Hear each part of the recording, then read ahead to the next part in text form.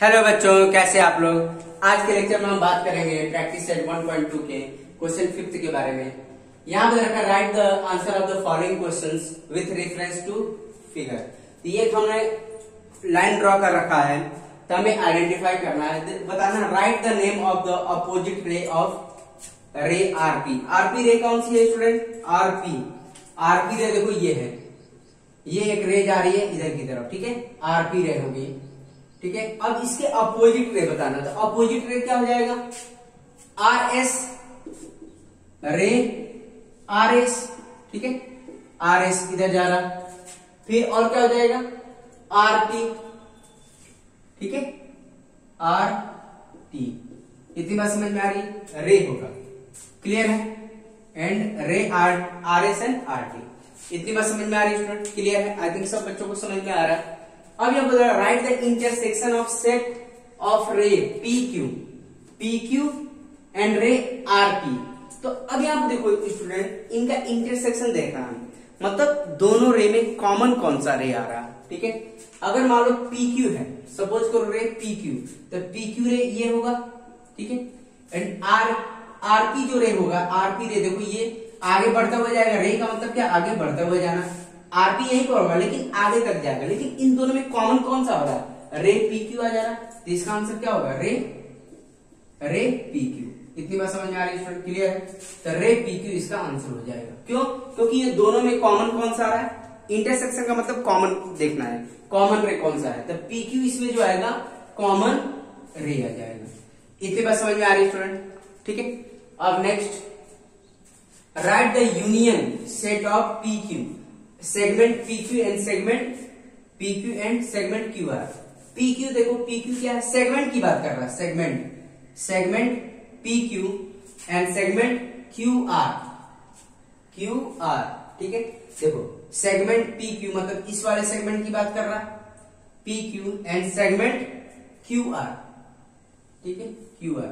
Union का मतलब होता है मतलब पूरा कंबाइन करके, ठीक है, और जो कॉमन होता है केवल दो बार नहीं लिखते, एक ही बार लिखते। मतलब यूनियन अगर हम देखें, जैसे हमारे पास ए सेट है 1 2, ठीक है, एंड बी है हमारे पास 1 3 4 5 है, ठीक है, तो ए यूनियन बी क्या होगा स्टूडेंट?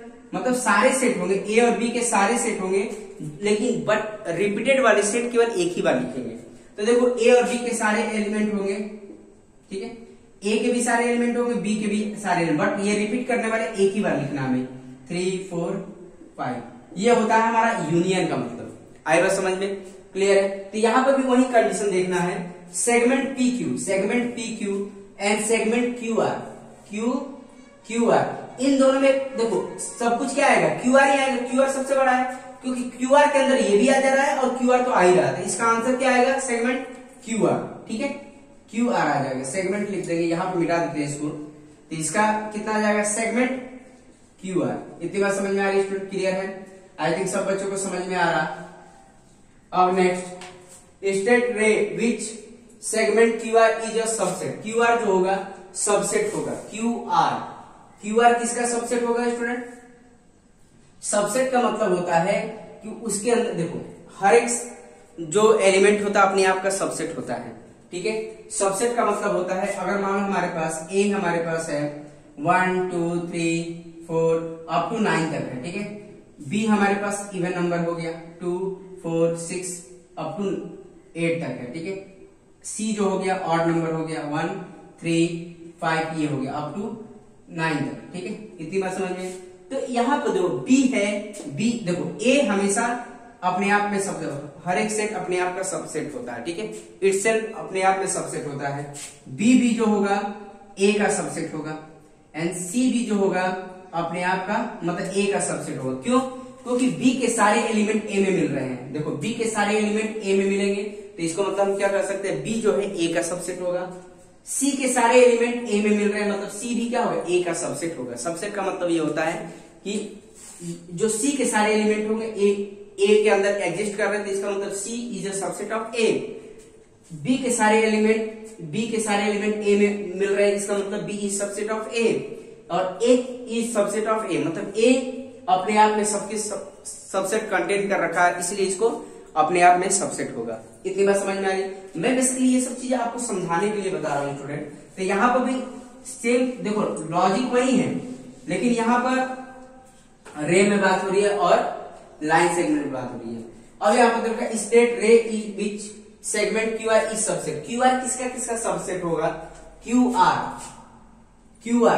किसका किसका सबसेट होगा? सेगमेंट अपने आप में सबसेट हो सकता है क्यू आर, और किस में होगा? क्यू एस में भी हो सकता है, सेगमेंट क्यू एस में भी हो सकता है, फिर क्यू टी में भी हो सकता है, सेगमेंट क्यू टी में भी हो सकता है।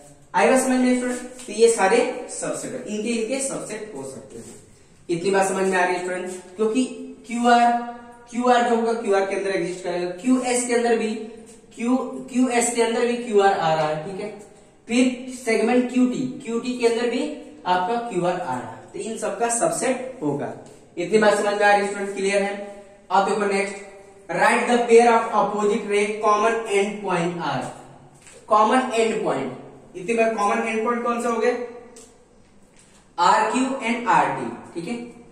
R Q and R T ये दे रखा ना। Write the pair of opposite ray common end point R. तो देखो कॉमन एंड पॉइंट अब बहुत आसान है स्टूडेंट, रे बताना है कॉमन एंड पॉइंट। तो ये देखो एक आरपी भी हो जाएगा और आरएस भी हो जाएगा, ठीक है। एंड पॉइंट कॉमन है, फिर आरक्यू भी हो जाएगा, फिर आरटी भी हो जाएगा। इतनी बात समझ में आ रही है स्टूडेंट? क्लियर है? आई थिंक सब बच्चों को समझ में आ रहा है। आरक्यू एंड आरटी भी लिख सकते हैं, ठीक है। तो इसका आंसर कितना आ जाएगा? आर रे आरक्यू, मतलब तुम्हारा जो ये होगा एंड पॉइंट कॉमन हो, ठीक है। आर क्यू हो गया, रे आर टी भी हो सकता है, आर टी, या आरपी भी लिख सकते हैं, रे आर टी, ठीक है। आर टी एंड रे ये दोनों आपस में होंगे, एंड आर टी हो गया, एन आर पी भी हो सकता है, ठीक है। इन दोनों में एंड पॉइंट क्या है? इसमें भी आर है, इसमें भी आर है, ठीक है। R T and R P लिख सकते हैं, ए आर पी। क्लियर है स्टूडेंट? आएगा समझ में? तो ऐसे आप देख के बना सकते हैं, ठीक है। अब ये बोला राइट एनी टू रे with common end point S. देखो वैसे ही करना, कॉमन एंड पॉइंट एस। तो ये भी बता सकते हो, क्या बता सकते हो? S and point, S R and S T. तो क्या लिख सकते हैं? इसका एंड पॉइंट कॉमन होना चाहिए, जैसे ये इधर जाएगा और ये इधर आएगा, तो क्या आ जाएगा? रे S T and ray S R. इतनी बात समझ में आ रही है स्टूडेंट? क्लियर है? रे एस आर हो जाएगा, ठीक है। Right the intersection set of ray S P, intersection S P and ray S T, S P and ray S T. इसका इंटरसेक्शन पॉइंट लिखना है स्टूडेंट, इंटरसेक्शन सेट ऑफ रे। तो इन दोनों में इंटरसेक्शन कॉमन क्या आ रहा है स्टूडेंट? देखो यहाँ पर एस टी, देखो सही से बना दे, एस टी में एस टी और एस पी में कॉमन क्या आ रहा है? एस सी तो आ रहा, पॉइंट एस क्या आ रहा? पॉइंट एस क्या आ रहा? कॉमन आ रहा। इतनी बात समझ में आ रही है स्टूडेंट? और कोई कॉमन आ रहा है क्या? देखिए आप खुद से देख लीजिए स्टूडेंट। ये पॉइंट क्या था हमारे पास? देखो सपोज करो ये है, ये दे रखा एसपी दे रखा और ये एसटी दे रखा, दोनों रे में क्या कॉमन आ रहा? पॉइंट कॉमन आ रहा है, एस पॉइंट कॉमन आ रहा। इतनी बात समझ में आ रही है स्टूडेंट? क्लियर है? तो देखो स्टूडेंट दूसरा हम क्वेश्चन कर लेते हैं, नेक्स्ट वाला क्वेश्चन लिख देता हूं, आप सॉल्व करिएगा। तो देखो बच्चों ये आपका 6 क्वेश्चन है, बताना answer the following questions with the help of figure. अब ये state the point which are equal distance from the point B. B से इक्वल डिस्टेंस पर है, ठीक है। तो हमें क्या बताना है? देखो बी से इक्वल डिस्टेंस पर कौन कौन से, इसका आंसर क्या आ जाएगा? देखो बी से equal distance point A and C, ठीक है। पॉइंट ए एंड सी होगा, क्योंकि देखो ये भी 2 यूनिट में, देखो यहां से चलो 1 2 यूनिट ये भी है, ये 1 2, मतलब ए एंड सी क्या है? इक्वल डिस्टेंस पर है। और कौन सा पॉइंट है? देखो बी से डी, पॉइंट डी एंड, अब देखो बी से कितना है? 1 2 3 4 यूनिट पर पॉइंट डी है। अब इधर से 4 यूनिट पर कौन सा पॉइंट है? 1 2 3 4, मतलब पॉइंट पी। इतनी बात समझ में आ रही है स्टूडेंट? क्लियर है? आई थिंक सब बच्चों को समझ में आ रहा। अब यहाँ देखो इसके लिए बताना है, right the point equi distance from the point Q. Q से इक्वी डिस्टेंस करो, तो क्या है पॉइंट? देखो ये 1 यूनिट, ये भी 1 यूनिट, तो पॉइंट एल एंड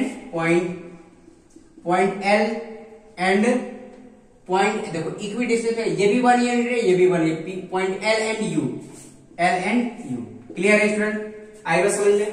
अब और कौन सा पॉइंट है देखो 1 2 यूनिट पर है, तो पॉइंट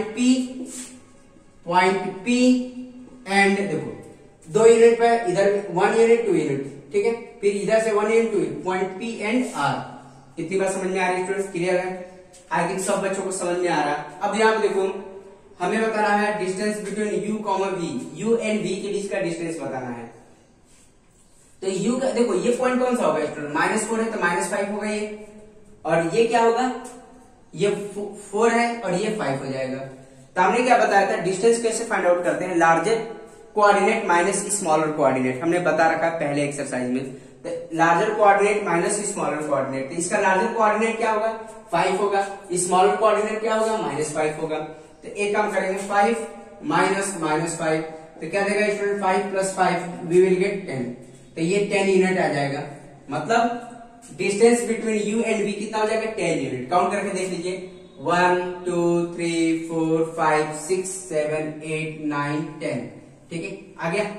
अब देखो पीसी के बीच का डिस्टेंस बताना है, पी एंड सी, तो इसमें भी लार्जर कोऑर्डिनेट क्या है सी के है और पी के स्मॉलर है, तो क्या कर लेंगे, तो 4 - 2, तो ये आ जाएगा 4 + 2 मतलब 6 यूनिट आ जाएगा। और वैसे भी डिस्टेंस कैलकुलेट करके देख लीजिए पी और सी का 1 2 3 4 5 6, ठीक है स्टूडेंट, आएगा समझ में। अब देखो distance between V and V के बीच का डिस्टेंस बताना है, देखो वी एंड बी, तो देखो इनके बीच का डिस्टेंस कितना होगा 5, देखो larger coordinate minus smaller coordinate, तो मतलब 5 - 2 वी विल गेट 3 यूनिट आएगा। करके देख लीजिए, देखो बी और वी के 1 2 3, ठीक है स्टूडेंट। तो डायग्राम में देखने से नहीं पता चल जा रहा डिस्टेंस क्या होगा स्टूडेंट। अब देखो किसके बीच में निकालना है, यू एंड एल के बीच में, यू एंड एल, तो देखो यू ये है 1 यूनिट 2 यूनिट, और इसके कोऑर्डिनेट क्या होंगे स्टूडेंट -2 है और ये -3 होगा, ये -1 होगा, तो देखो -1 -2 अब यहाँ पे देखो तो लार्जर कौन सा कोऑर्डिनेट है, ये है -3 है, और यू एंड एल के बीच में तो लार्जर माइनस मिनिमम, तो मतलब -3 -5, तो we will get -3 plus -5 we will get 2 unit. इतनी बात समझ में आ रही स्टूडेंट, क्लियर है, आई थिंक सब बच्चों को समझ में आ रहा है कि कैसे सॉल्व करना है, ठीक है। तो ये हो गया आई थिंक, तो ठीक है स्टूडेंट, आज के लेक्चर में हम इतना ही रहने देंगे, बाकी का जो रिमेनिंग कॉन्सेप्ट बचा है आई थिंक ये चैप्टर, ये आपका प्रैक्टिस है 1.2 फिनिश हो चुका है। अब हम नेक्स्ट वीडियो लेक्चर में 1.3 के बारे में हम बात करेंगे स्टूडेंट, ठीक है स्टूडेंट। तो आज के लिए इतना ही, ओके, थैंक यू।